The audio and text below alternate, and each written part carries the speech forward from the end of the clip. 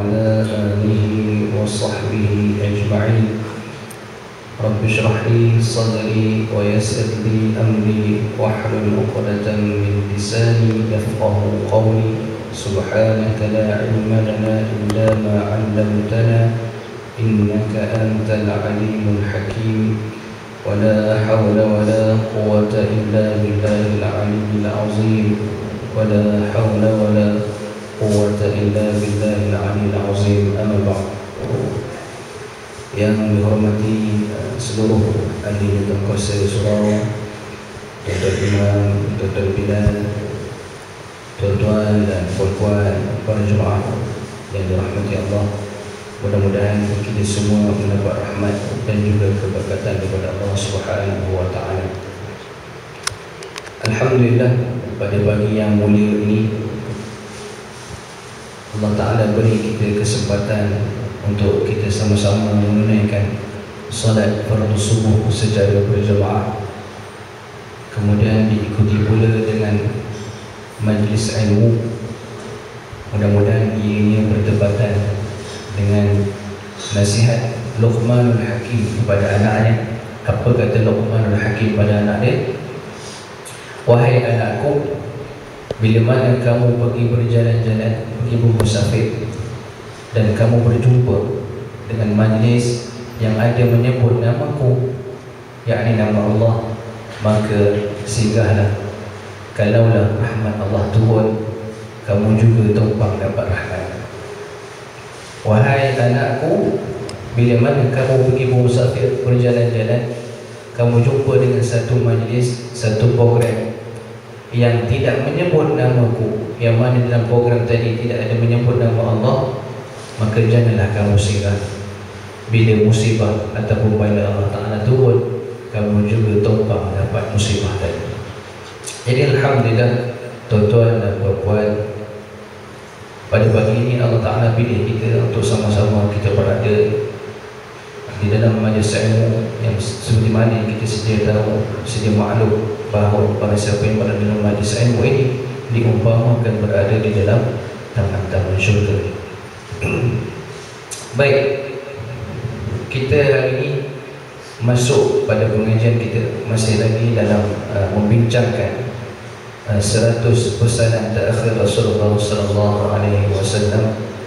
InsyaAllah pada hari ini kita akan masuk dalam satu tajuk berkaitan dengan menghindari perbuatan mengumpat. Menghindari perbuatan mengumpat. Baik, apa yang dikatakan dengan mengumpat ini? Definisi mengumpat ialah menceritakan atau menyebut keburukan atau kekurangan seseorang kepada orang lain. Sabda Rasulullah sallallahu alaihi wasallam, mengumpat itu ialah apabila kamu menyebut perihal saudaramu dengan sesuatu perkara yang dibenci. Mengumpat boleh berlaku sama ada disedari atau tidak disedari, dan perbuatan mengumpat ini amat dikeji oleh Allah Subhanahu wa taala. Dalam firman Allah Subhanahu wa taala, ayuhibbu ahadukum an ya'kula lahma akhihi maitan fakarihtum wattaqullaha innallaha tawwabur rahim. Allah Ta'ala kata dalam Quran dalam surah Al-Hujurat, sesungguhnya orang yang mengumpat ini dia diumpamakan memakan daging saudaranya yang telah mati. Orang yang mengumpat ini ialah bila mana dua orang bertemu, dua orang saudara bertemu, dia menceritakan keburukan kawannya yang ketiga. Contohnya jiran ni dengan jiran sebelah ni cerita jiran yang ujung. Contohnya dua pihak berjumpa menceritakan tentang keburukan pihak yang ketiga. Itu kita faham secara ringkas pasal mengumpat ni. Dan Allah Ta'ala mengancam orang yang mengumpat ini, sesungguhnya orang yang mengumpat ini tidak akan diampunkan dosa. Orang yang mengumpat ini tidak akan diampunkan dosanya kecuali orang yang mengumpat ini pergi sendiri minta maaf dengan orang yang diumpatinya. Sebab apa? Sebab ini hubungan kita dengan kita dalam kehidupan kita ini, kita kena jaga dua hubungan. Hablum minan nas wa hablum minallah. Hubungan kita dengan manusia dan hubungan kita dengan Allah. Hubungan kita dengan Allah Ta'ala, banyak mana pun dosa kita, Allah Ta'ala akan ampunkan kita. Laut sebanyak buih-buih di lautan, sebanyak pembasiran di tepi pantai, walau banyak mana pun dosa kita, walau banyak banyaklah dosa kita ni, tetapi bila kita bertemu dengan Allah Subhanahu wa Ta'ala, kita bertaubat, kita mohon keampunan dengan Allah Ta'ala, Allah Ta'ala akan ampunkan kita. Tapi bila hablum minan nas, hubungan kita dengan manusia, kalau kita dah buat kesalahan dengan manusia tadi, kita mesti jumpa dengan manusia tadi untuk minta maaf, mohon kemaafan. Dan dosa orang mengumpat ini Allah Ta'ala tak akan ampunkan, sebab dia berkaitan dengan hubungan dengan manusia. Ini bahaya ni, orang yang suka mengumpat ini. Baik, tuan-tuan dan puan-puan yang dirahmati Allah Subhanahu wa Ta'ala, ancaman ataupun akibat daripada mengumpat ini, sebelum kita tengok ada ancaman ini, kita tengok dulu kenapa manusia ini suka mengumpat. Kenapa manusia suka mengumpat? Yang pertama, manusia itu suka mengumpat kerana kesombongannya. Sebab dia sombong, dia ada jawatan, dia ada kedudukan, dia ada harta, dia orang kaya. Dia sombong dengan benda yang dia ada. Lalu dia pun akan ceritakan keburukan orang lain supaya dia nampak hebat, orang lain tak nampak hebat. Yang kedua, orang yang mengumpat ini juga disebabkan faktor riak, ataupun kita kata faktor dia hasad dengki. Orang yang suka mengumpat ini, salah satu faktor ni ialah dia dengki dengan orang lain. Dia nak jatuhkan kawan-kawan dia dengan mengumpat. Selain daripada memfitnah tadi, dia juga mengumpat. Dalam sebuah hadis daripada Abu Dawud melaporkan bahawa Rasulullah sallallahu alaihi wasallam bersabda, "Wahai orang yang beriman dengan lidahnya tetapi belum beriman dengan hatinya, janganlah kamu mengumpat kaum muslim, dan janganlah kamu mengintip-ngintip keaibannya. Sesungguhnya sesiapa yang mengintip keaiban saudaranya, Allah Ta'ala akan mengintip keaibannya, dan Allah Ta'ala akan mendedahkannya meskipun berada dalam rumah sendiri." Daripada Rasulullah sallallahu alaihi wasallam, Rasulullah sallallahu alaihi wasallam bersabda, "Wahai orang yang beriman dengan lidahnya tetapi belum beriman dengan hatinya, janganlah kamu mengumpat kaum muslim, dan janganlah kamu mengintip-ngintip keaibannya." Mengintip-ngintip keaiban ni ialah dalam bahasa sekarang busybody lah. Kita tengok orang, kita intai jiran kita, contohnya kita tengok orang sana orang sini, kita sibuk dengan urusannya. Lalu kita tahu kelemahannya, kekurangannya, keburukannya, lalu kita sebarkan pula cerita-cerita yang tak baik. Kalau cerita yang baik tak apa, ini cerita yang tak baik. Jadi Allah Ta'ala, bila mana kita dah buka keaiban seseorang, saudara kita, Allah Ta'ala akan buka pula keaiban kita, walaupun kita berada di dalam rumah. Dalam rumah lagi Allah Ta'ala dah buka aib kita, apatah lagi kalau kita berada di luar. Mengumpat juga seperti memfitnah, yang mana secara tidak langsung akan menghapuskan amal dan pahala yang pernah kita lakukan sebelum ini. Rasulullah sallallahu alaihi wasallam mengingatkan bahawa perbuatan mengumpat adalah umpama memakan daging busuk saudaranya sendiri. Kita tuan-tuan, walaupun kita ni waras, kita pun tak sanggup nak makan daging saudara kita sendiri.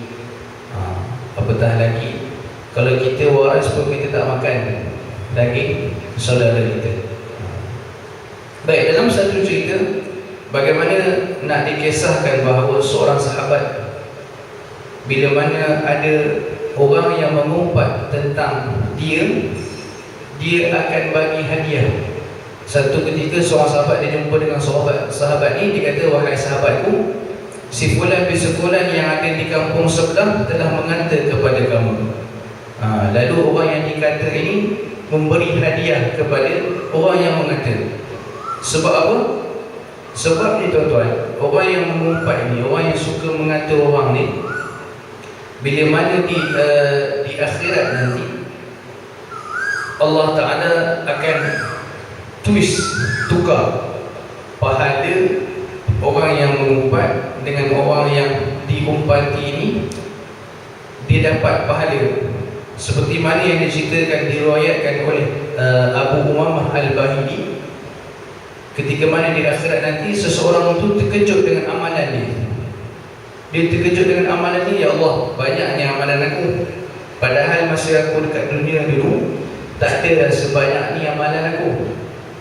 Tapi bila di akhirat aku tengok amalan aku banyak. Dia pun terkejut, dia pun tanya dengan Allah Ta'ala, ya Allah, kenapa amalan aku boleh jadi macam ni banyak? Mana datang?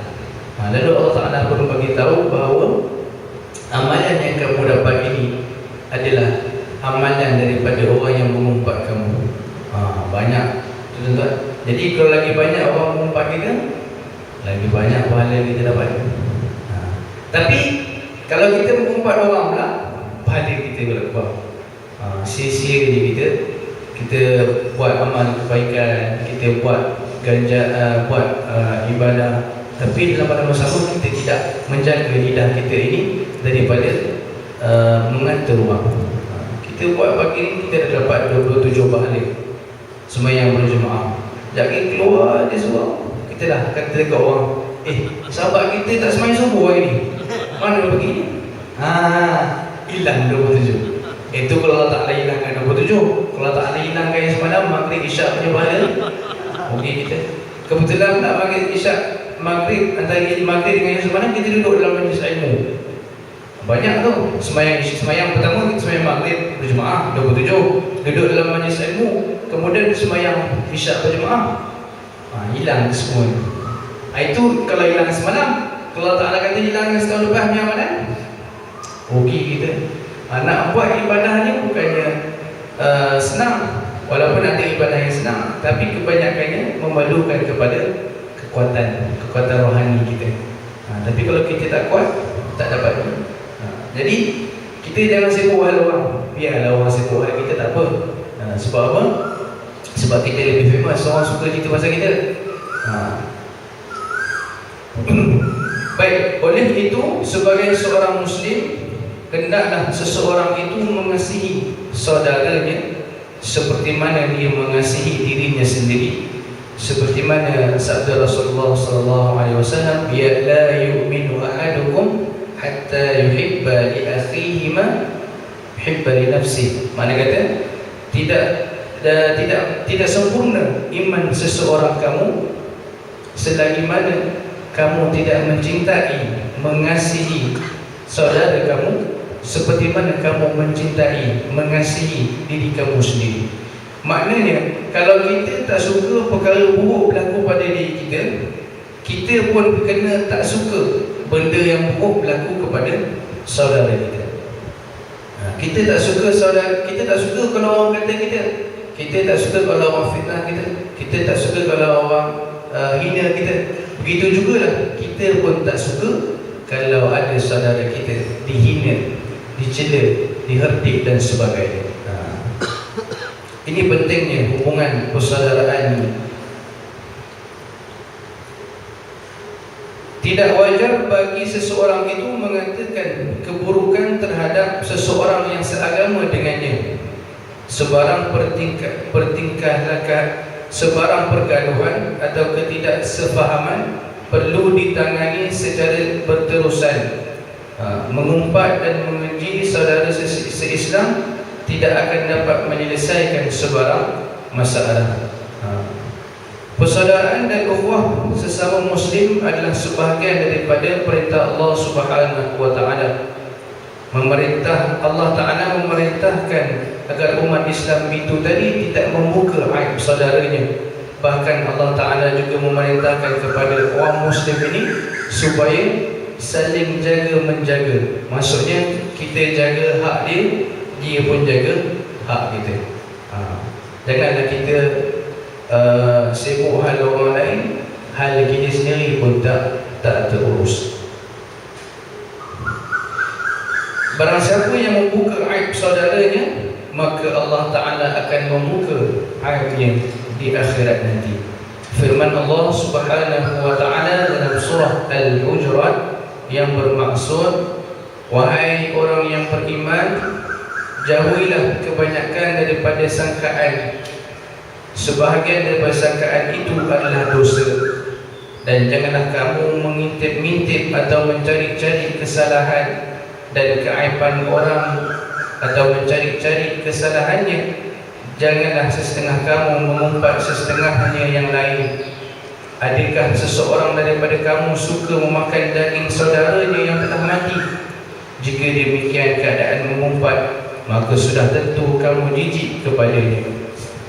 Bila mana kita tuan-tuan, bila kita tengok peristiwa, kebetulan pula kita ini berada dalam bulan Rejab. Hari ini berapa Rejab tuan-tuan? 18. Selamat ingat.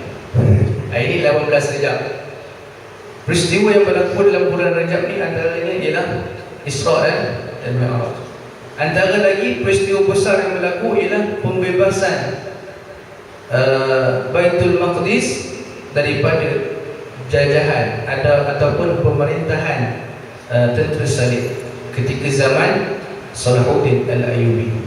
Tuan-tuan, ketika mana zaman Salahuddin Al-Ayyubi ni, bila mana dia nak pergi berperang dalam satu tapak, atau kita kata dalam satu padang, sebelum dia pergi perang, maka berkumpul dulu. Berkumpul satu tempat, satu padang. Salahuddin Al-Ayyubi ni akan rawan setiap kemah. Dan dia rawan pukul 3, pukul 4 macam tu lah, pukul 2, 3, pukul 4 macam tu. 1/3 malam dia pusing kemah, dia nak tengok tentera dia. Dia pusing, satu kemah ni dia tengok tengah baca Quran, satu kemah yang lagi tengah solat tahajud, satu kemah yang lagi tengah zikir, dan satu kemah yang lagi dahsyat tuan-tuan, tengah tidur. Tentera dia tengah tidur, satu kemah lagi tengah tidur, masing-masing sedang tidur. Lalu pada keesokan harinya, Salahuddin Al-Ayyubi ini memerintahkan semuanya beratur. Dah berkumpul semua dan siap sedia untuk pergi perang. Salahuddin Al-Ayyubi pun mengatakan bahawa barang siapa yang tidak bangun pada malam tadi, sama ada dengan Qurannya, sama ada dengan zikirnya, sama ada dengan solat sunat, solat tahajud dan sebagainya, maka dia dikehendaki untuk pulang kampung. Mana kata tidak boleh menyertai peperangan tadi.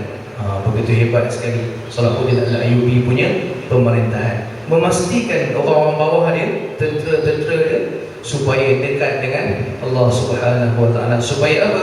Supaya peperangan tadi boleh menang dengan bantuan Allah Subhanahu wa Ta'ala. Dan pada ketika mana peristiwa Isra dan Mi'raj ini, Nabi Muhammad sallallahu alaihi wasallam diangkat ataupun diperjalankan dengan menaiki buraq. Bila mana sampai di satu tempat, Nabi Muhammad sallallahu alaihi wasallam dengan ditemani oleh Jibril alaihi salam, dia melihat satu kumpulan tengah mencakar-cakar mukanya dengan kuku yang dibuat daripada besi, daripada api neraka. Kuku tadi dibuat daripada besi, daripada api neraka. Dicakar muka dia, cakar, hancur, tumbuh balik. Cakar, hancur muka tadi, tumbuh balik. Itulah kerja kumpulan tadi. Lalu Nabi Muhammad SAW menjadi kehairanan. Dia pun bertanya kepada Jibril alaihissalam, wahai Jibril, apakah yang sedang dilakukan oleh kumpulan ini, dan kenapakah mereka mencakar muka mereka sendiri? Lalu Jibril alaihissalam pun memberitahu, wahai kekasih Allah, wahai Rasulullah, mereka inilah manusia bila mana di dunia mereka hidup, mereka telah membuat umpatan kepada saudaranya. Inilah golongan yang suka mengumpat. Lalu Allah Ta'ala tunjukkan kepada Nabi Muhammad SAW sebagai pengajaran kepada kita bahawa bahayanya orang yang suka mengumpat ini, bahayanya perbuatan mengumpat ini. Bila mana di akhirat nanti, bila mana ketika pembalasan nanti, kita diibaratkan macam itulah, mencakar muka sendiri, kemudian kita memakan bangkai. Maksudnya bangkai ini adalah daging saudara kita sendiri. Jadi inilah perkara-perkara yang perlu kita jauh, supaya kita tidak tergolong dalam golongan yang dikatakan oleh Nabi Muhammad SAW, seperti mana yang berlaku dalam peristiwa Isra dan juga Mi'raj. Tuan-tuan dan puan-puan yang dirahmati Allah Subhanahu wa taala, dalam kehidupan kita ini sebagai hamba Allah Subhanahu wa taala, bila mana kita ikut peraturan Allah Subhanahu wa taala, kita akan selamat.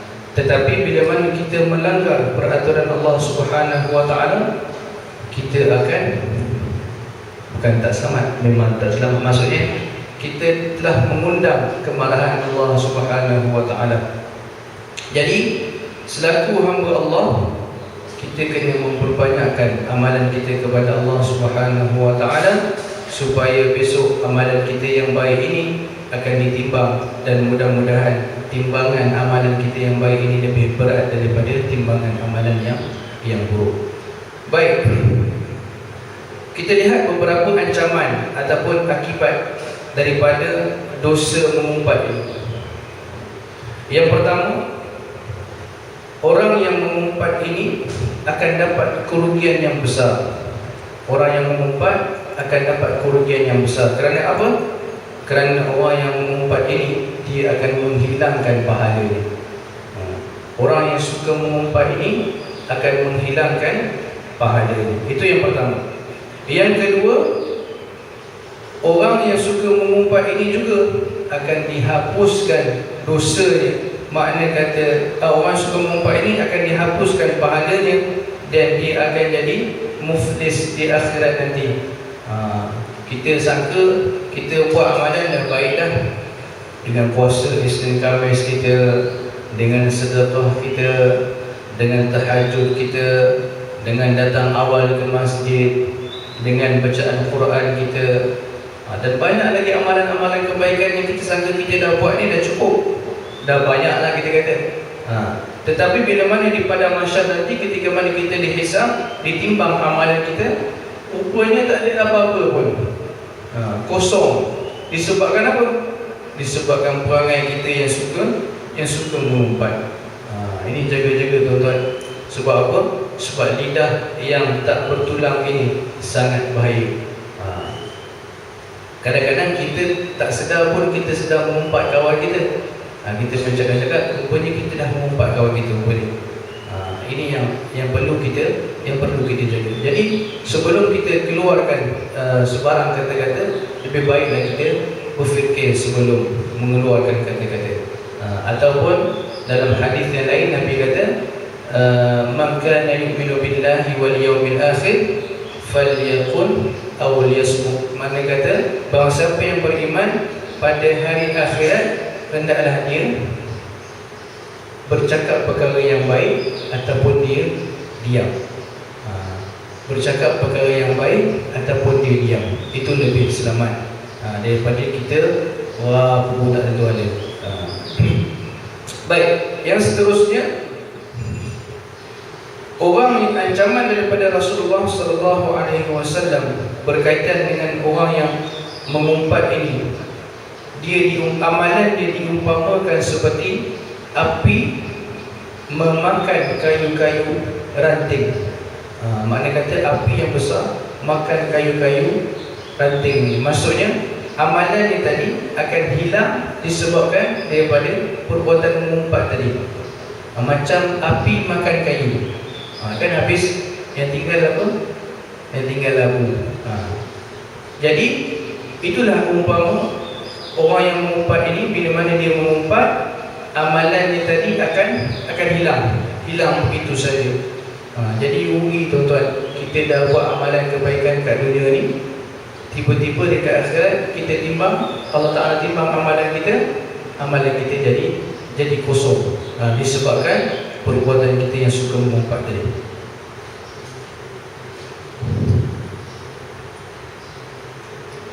Baik, yang kemudian seterusnya, orang yang mengumpat ini telah pun memberi pahalanya kepada orang yang diumpat. Maknanya kata kalau kita mengumpat orang, kita dah bagi pahala percuma kepada orang yang kita umpat. Jadi untunglah orang yang kena mengumpat ni, maknanya kata dia dapat pahala percuma dia daripada orang yang mengumpat. Dan antara lain tuan-tuan, selain daripada mengumpat ini merupakan perbuatan, dan perbuatan ini datang daripada hati. Perbuatan ini datang daripada hati. Dan apa yang perlu kita lakukan antaranya ialah supaya hati kita ini dibersihkan daripada melakukan perbuatan ataupun daripada sifat mazmumah ni. Ialah yang pertama sekali, kita kena banyakkan zikir. Sampai-sampai kita duduk dengan kuliah, kita zikir dalam hati Allah, Allah, Allah. Ataupun kita boleh zikir juga Subhanallah, Subhanallah, Walhamdulillah, wa la ilaha illallah, Allahu akbar. Jangan biar hati kita ini tidak berhenti jangan biar hati kita ini dalam apa pun ketika tanpa zikir kepada Allah Subhanahu wa taala. Lazimkan supaya hati kita ini, walau dalam apa keadaan sekalipun kita, kecuali dalam tandas ada tuan. Kalau tengah basuh kereta, hati kita Allah, Allah. Jadi hati kita insya-Allah akan jadi bersih. Yang kedua, kita kena memperbanyakkan istighfar. Banyakkan istighfar ini juga akan membersihkan hati. Sebab apa? Sebab kita sebagai manusia memang tak lari daripada melakukan dosa, sama ada dosa besar ataupun dosa kecil. Memang tak lari. Hari-hari kita buat dosa. Tak payah jauh. Kadang-kadang kita keluar daripada seorang pun kita dah buat dosa. Macam mana? Kebetulan kat taman ni banyak sini. Ada sini. Taman apa di kawasan ada sini. Ada. Keluar je, kebetulan jenis tengah jogging pakai seluar pendek. Nampak dia punya perut. Kalau tengok macam tu tak apa, astagfirullahaladzim. Bila tengok, sampai patah takut. Ikut je. Ini bahaya tuan-tuan. Ini kita kata dosa mata. Jadi kena jaga. Jadi yang kedua tadi, kita kena istighfar dengan Allah Subhanahu wa taala, sebab kita manusia memang lemah. Dan kelemahan kita ialah melakukan banyak dosa. Dan kita cuba azam supaya tiap-tiap hari yang kita lalui ini, dosa kita tadi tu minima ataupun dikurangkan. Kalau sebelum ni dosa ni banyak, hari ni sikit, cuba kurangkan, besok sikit lagi. Kita cuba minimalkan kita punya dosa tadi. Mana kata perbuatan maksiat kita tadi. Bukanlah kata suruh buat maksiat, tak. Kita cuba elak daripada melakukan dosa. Nak kata dekat orang, kita cuba fikir, ini kata kat orang ni rugi pahala aku. Kita jangan kata kat orang.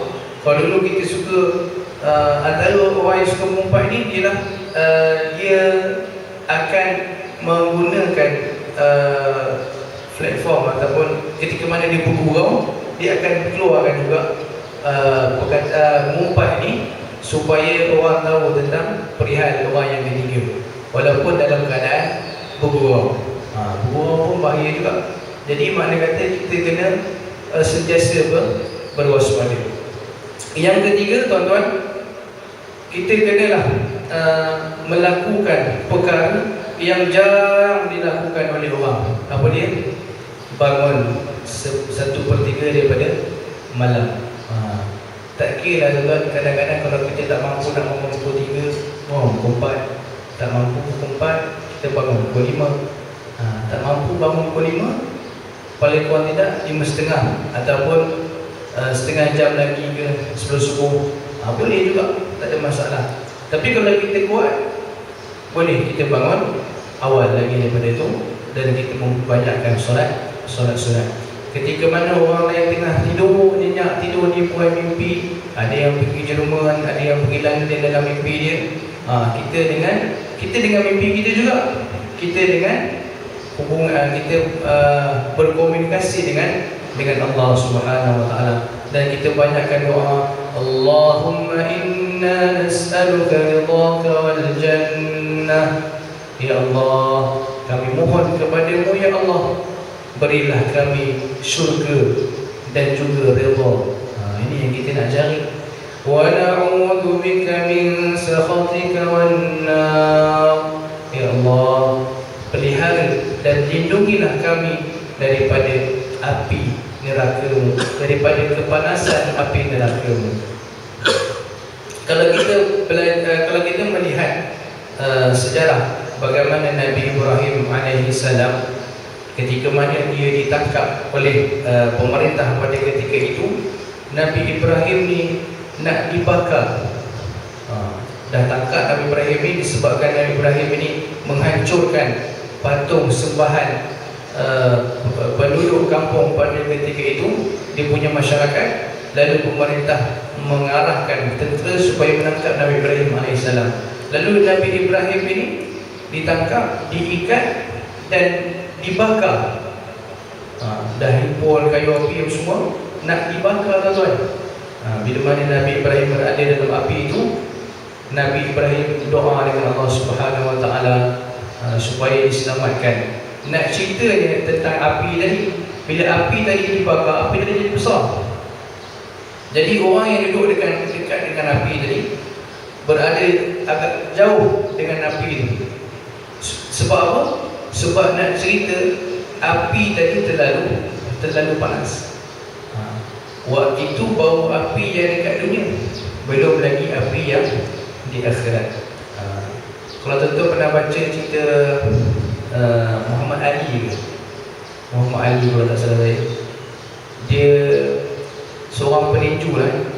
Dia membawa lighter ke mana-mana, tapi dia tak isap rokok, dia bawa lighter. Sebab apa? Sebab bila dia nak buat maksiat, dia dibakar tangan dia. Lalu dia kata, kalaulah dengan api lighter ni pun tangan aku tak mampu nak tahan, apatah lagi api neraka Allah Subhanahu wa taala. Kalau tak cari, balik cuba. Ambil lighter kat rumah, buat siapa yang isap rokok, boleh cuba. Siapa yang isap rokok, kalau waktu tu api lighter lah, api rokok tu cucuk kat tangan. Sakit ke tak sakit? Sakit. Itu baru api yang kecil, belum lagi api yang besar. Jadi inilah yang kita takut, dan kita mohon dengan Allah Subhanahu wa taala supaya Allah taala wa na'udzu bika min sakhatika wan nar, supaya Allah lindung kita, Allah pelihara kita, dan Allah jauhkan kita daripada kepanasan api neraka. Nak cerita pasal api neraka ni tuan-tuan, tak tercerita kita. Satu ketika neraka ini dikata dengan Allah Ta'ala, wahai Allah, sesungguhnya lubang-lubang yang penuh dengan api, yang penuh dengan ular, yang penuh dengan kalajengking dan binatang-binatang yang berbisa masih lagi tidak diisi, masih lagi tidak dihuni.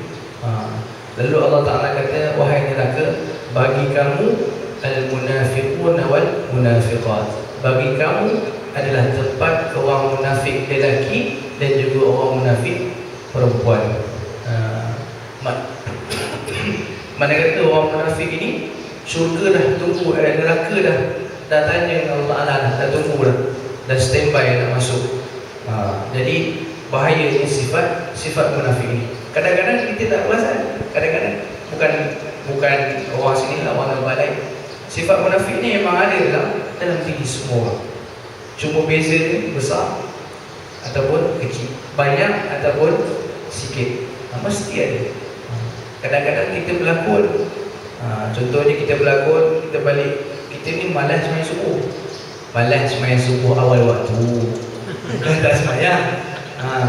Malam subuh pukul 7, kita panggil subuh gajah. Kadang-kadang pukul 8 tu subuh dia dah sok. Pukul 8 semua subuh. Tapi kebetulan pula kita ni rajin balik rumah mak mentua, orang lelaki lah. Bapak mentua pada bangun lagi. Kita dah bangun dah. Pergi bilik air, ambil wuduk, sembahyang. Yang seronok tu bukan sembahyang kat rumah, sembahyang kat masjid. Mana kata kita dah tipu diri kita. Kita kalau kat rumah tak pergi masjid pun, tapi rumah bapak mentua kita bangun dulu daripada bapak mentua. Bukan orang sini lah, orang tempat lain. Orang lelaki zombie-zombie kat sini, insyaAllah semuanya pergi masjid. Tempat lain dekat Uganda, kat sini tak ada. Baik, itu saya kata tadi, mana kata kita kena cuba perbaiki diri kita. Tak dinafikan, kita semua adalah lemah dan kita semua tak lari daripada melakukan dosa. Jadi selagi mana kita boleh elak daripada melakukan dosa itu, kita kena cuba, bukan cuba, kena sedaya upaya kita elak daripada melakukan dosa.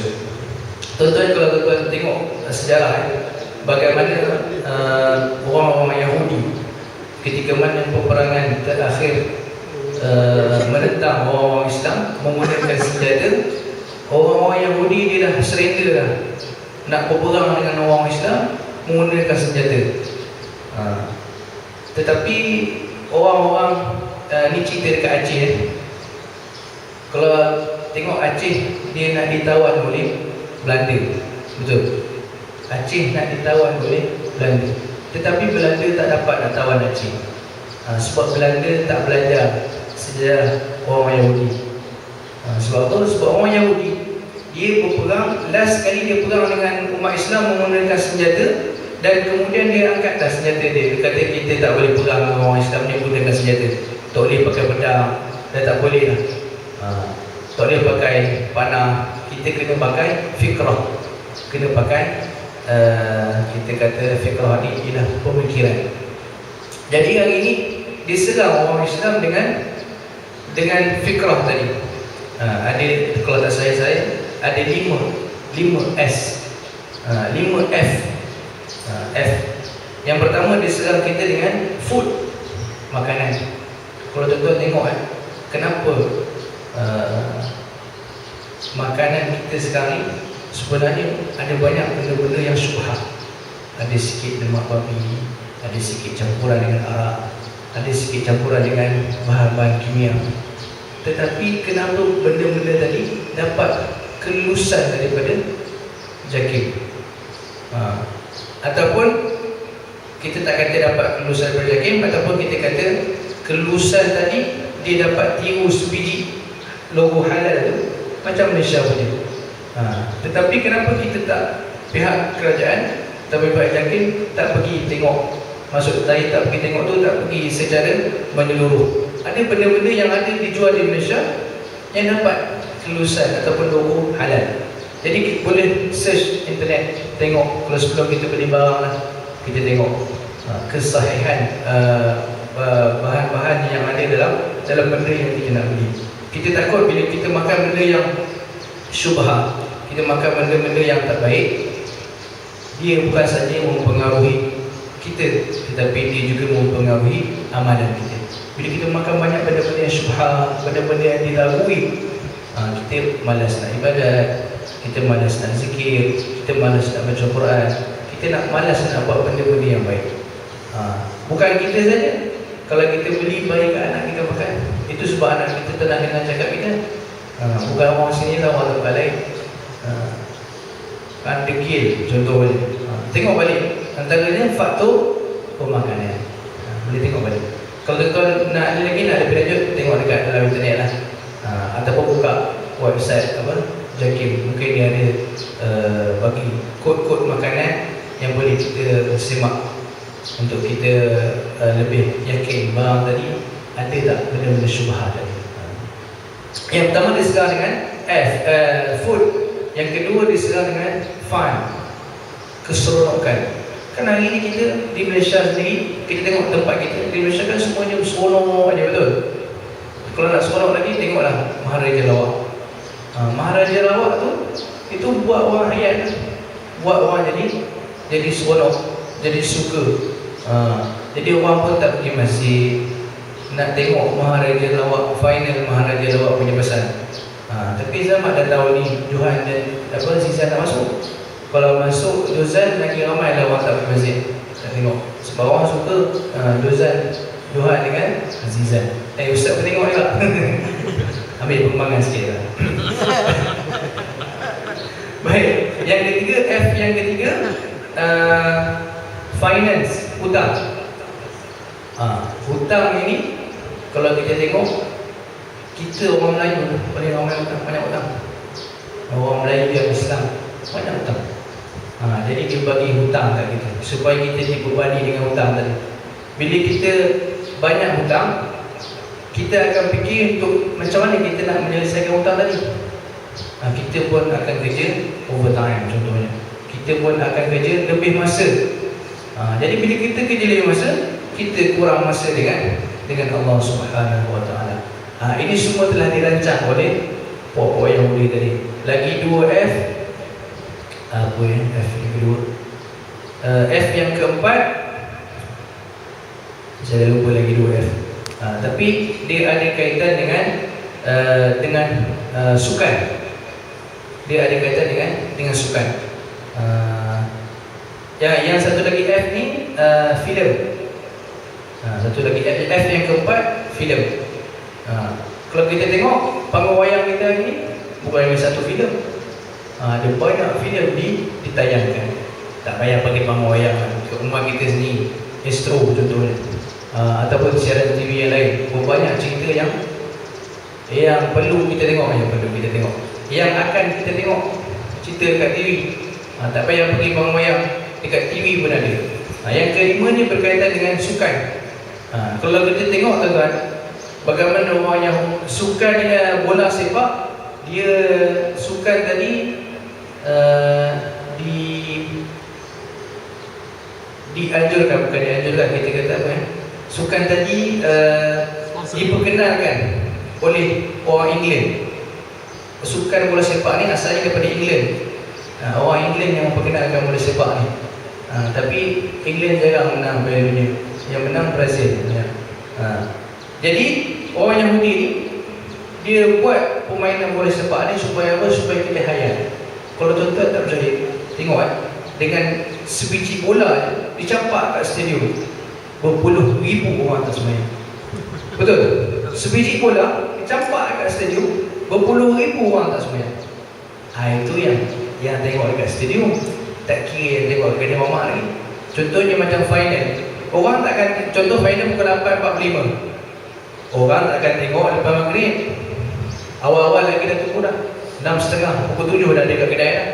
Sebab nak ni booking tempat duduk ni, nak cop tempat duduk. Kalau lambat kan duduk belakang, tak nampak, tak jelas. Jadi pukul 6.30, pukul 7 dah tunggu kat kedai mamak. Pukul 4 dah pergi. Kalau stadium pukul 4 dah pergi, asal nak ke mana, maghrib nak ke mana, isyak sangka baiklah mungkin kat rumah, sebab isyak masa banyak.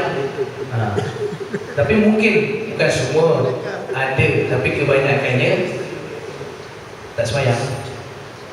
Kalau tuan-tuan nak pergi tengok, pergilah tengok sekali, tengok kalau stadium bola sepak. Walaupun ada surau, jaranglah kita jumpa. Saya pernah dengar cerita bahawa di Kelantan, stadium di Kelantan, ada yang sembahyang kat atas kerusi. Allah. Walaupun ada surau, maksudnya dia menghormati waktu lah, tapi salah. Sebab apa? Sebab kita dah mencampakkan diri kita dalam musibah tadi, dalam bahaya tadi. Kita dah campak ni, siapa suruh duduk dalam stadium lama-lama? Boleh datang stadium tadi, datanglah lepas maghrib. Ataupun kita pergi solat dekat surau. Ini orang Yahudi punya perancangan, tuan-tuan.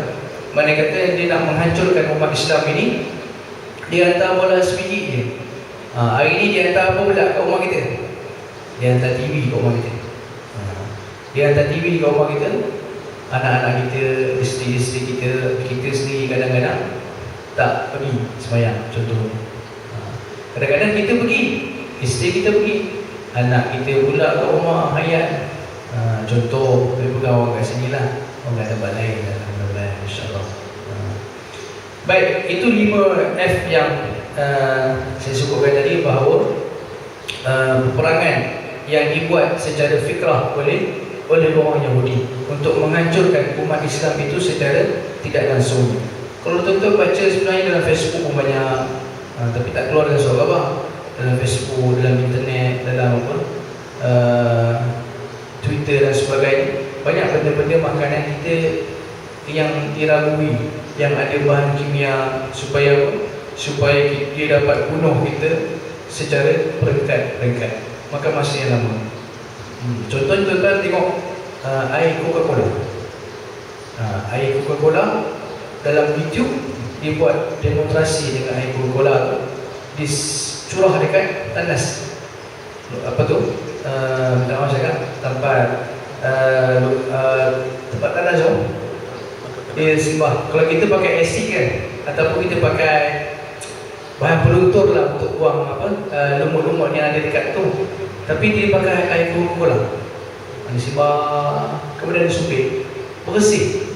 Maknanya kata dalam Coca-Cola tadi ada asid yang sangat tinggi. Dan pengalaman saya kat Mesir, memang orang Mesir ni suka minum air gas dengan Pepsi dia, dengan Coca-Cola dia, dengan FNN dia. Tetapi diorang tak tahulah kita bukan orang Mesir, rasanya kurang lah yang kena kencing manis. Sebab apa? Sebab orang Mesir dia suka jalan kaki.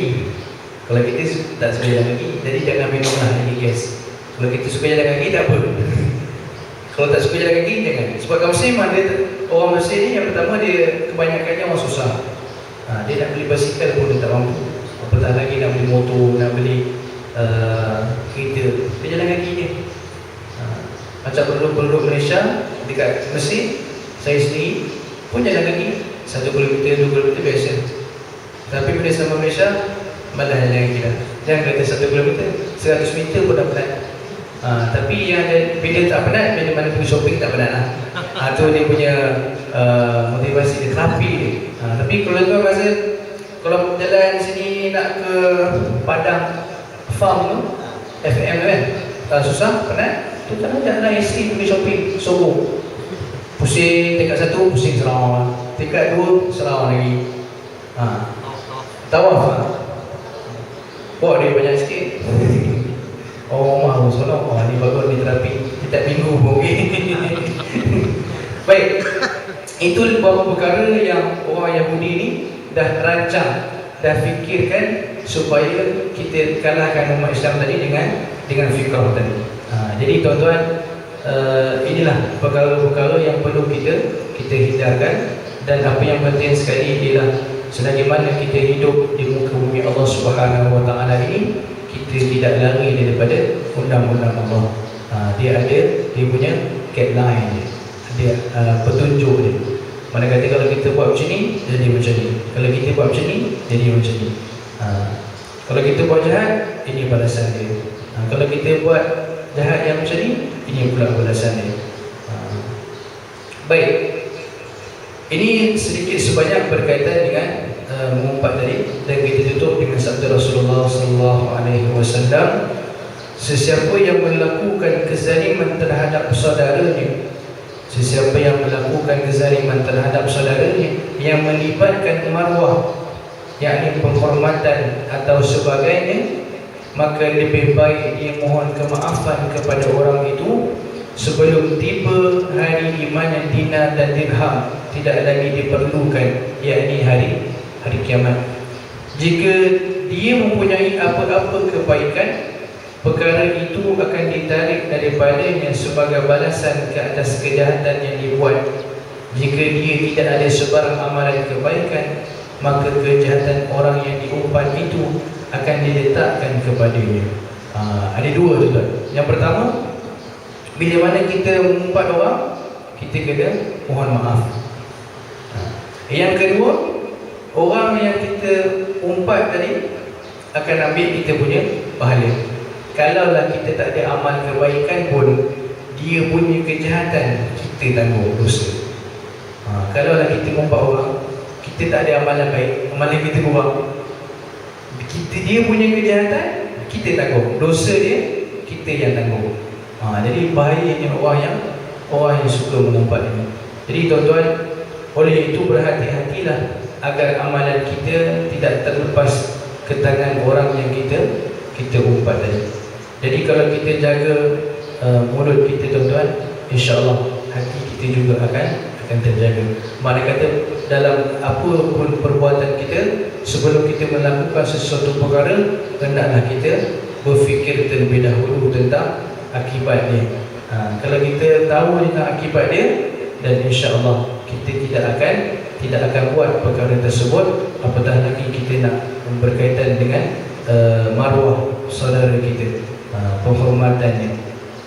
Dan untuk yang akhirnya tuan-tuan, marilah sama-sama kita sekarang ni berada di akhir zaman. Usia dunia ni dah tenat sangat. Usia dunia ni dah tenat disebabkan kerosakan ataupun kemungkaran ataupun kita kata kejahatan yang telah dilakukan oleh manusia. Dan kita berada di akhir zaman ini, dan kita boleh antara amalan yang kita kena buat bila mana berada di akhir zaman ini ialah kita mengamalkan 10 ayat yang pertama dalam surah Al-Kahfi dan 10 ayat yang terakhir dalam surah Kahfi. Maknanya 1 sampai 10, 100 sampai 110. Ini amalan kita untuk kita mengelakkan daripada fitnah Dajjal.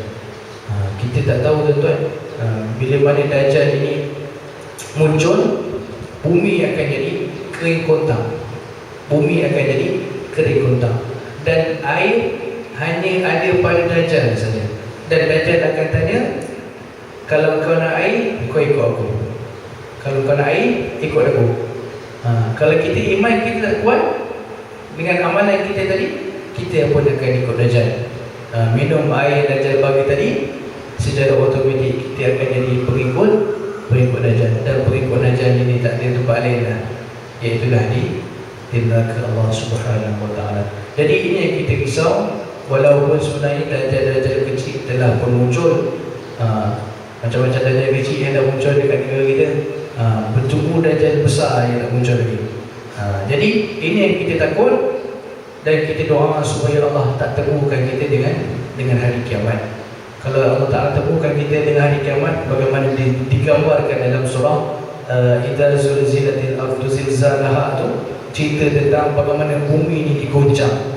Bumi tadi digoncang, lalu bumi ini diibaratkan digulung. Langit-langit menjadi seperti habuk yang berterbangan. Langit jadi pecah jatuh ke bumi. Dia jadi seperti habuk yang berterbangan. Binatang-binatang masing-masing sibuk nak menyelamatkan diri. Manusia pun masa ketika itu, suami tidak menghiraukan isteri, isteri tidak menghiraukan suami, anak tidak menghiraukan kedua ibu bapanya, kedua ibu bapa pun tidak menghiraukan anaknya. Masing-masing sibuk dengan diri sendiri. Tak sempat nak selamat. Sangat dahsyat. Jadi mudah-mudahan tuan-tuan, amalan kita tadi dalam surah Kahfi itu, dan ada pendapat yang lain mengatakan tak semestinya kita baca 1 sampai 10 ataupun 100 sampai 10. Kita boleh baca hari-hari surah Kahfi.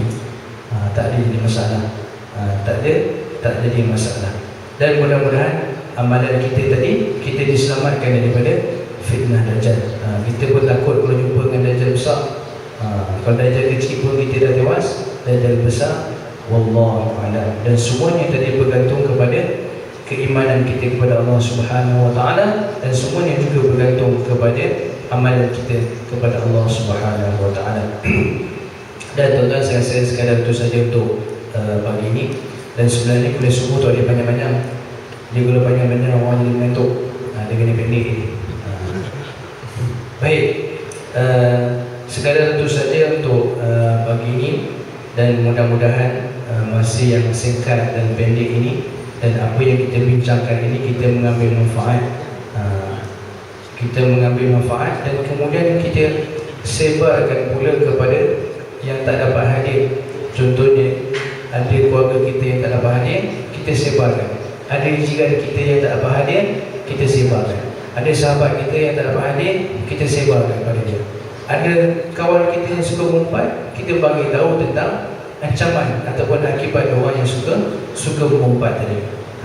Jadi mudah-mudahan kita semua mengambil manfaat dan kita dapat sampai dan juga kita amalkan bersama-sama, insya-Allah. Aku qauli, dan kita tangguh kita punya perjumpaan pada pagi ini dengan tasbih kafarah dan surah Al-Asr. Subhanallah wa bihamdik, asyhadu an la ilaha illa anta, astaghfiruka wa atubu ilaik. Bismillahirrahmanirrahim. Wal 'asr.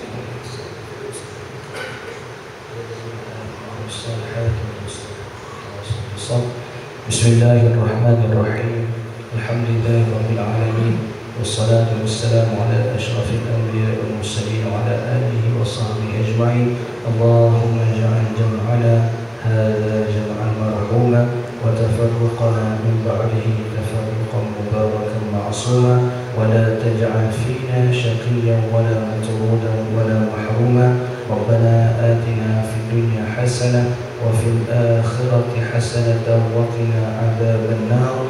Wa sallallahu ala sayyidina Muhammadin wa ala alihi wa sahbihi wa baraka wa sallam. Walhamdulillahi rabbil alamin. Taqabbalallah.